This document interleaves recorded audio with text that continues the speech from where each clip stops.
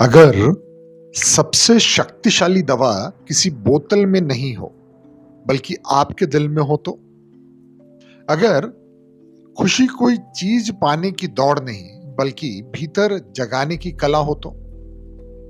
प्राचीन भारत में एक ऐसा ही विज्ञान था जो किताबों में नहीं दिल में लिखा गया था। आनंद विज्ञान, यानी सच्ची खुशी का विज्ञान। और आज मैं आपको एक कहानी सुनाऊंगा जो इस भूले हुए खजाने का दरवाजा खोलती है।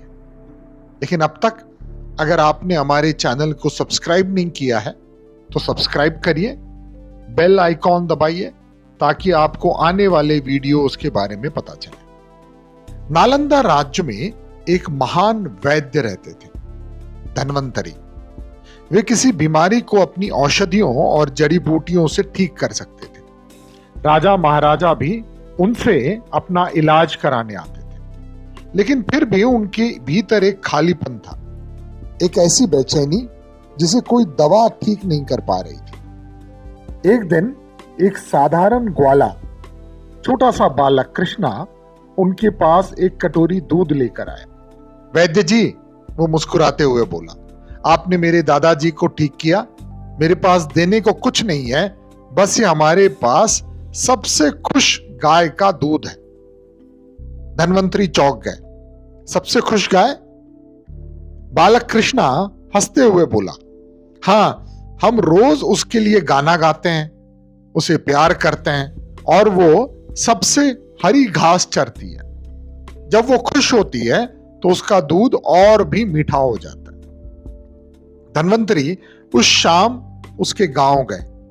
वहां उन्होंने देखा लोगों के पास बहुत कम साधन थे, फिर भी उनके चेहरों पर संतोष था।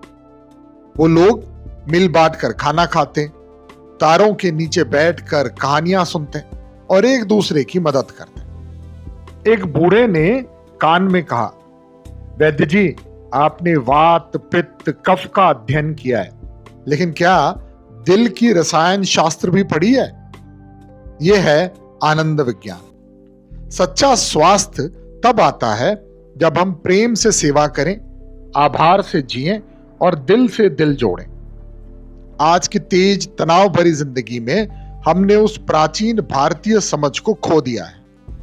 संस्कृत में एक शब्द है, सुख। इसका मतलब सिर्फ आनंद नहीं बल्कि संतुलन, सहजता और भीतरी शांति है। हमारे ऋषि मुनियों ने कहा, जब आत्मा सुखी हो, मन शांत हो और इंद्रियां निर्मल, तभी सच्चा स्वास्थ्य होता है। मंदिरों में गूंजते भजन, आंगन की हंसी, त्योहारों की रौनक और साथ मिलकर खाया गया सादा भोजन। भारत हमेशा से जानता था कि खुशी खरीदी नहीं जाती, बनाई जाती है। तो आज जरा ठहरिए और खुद से पूछिए, आखिरी बार कब आपने किसी के साथ दिल से हंसी बांटी थी? कब आपने बिना स्वार्थ के किसी की मदद की थी? अगर ये बातें आपके दिल को छू रही हैं तो हमारे चैनल को सब्सक्राइब करें और बेल आइकॉन दबाएं, क्योंकि हम आपके लिए ऐसे ही भूले हुए रत्न लेकर आ रहे हैं।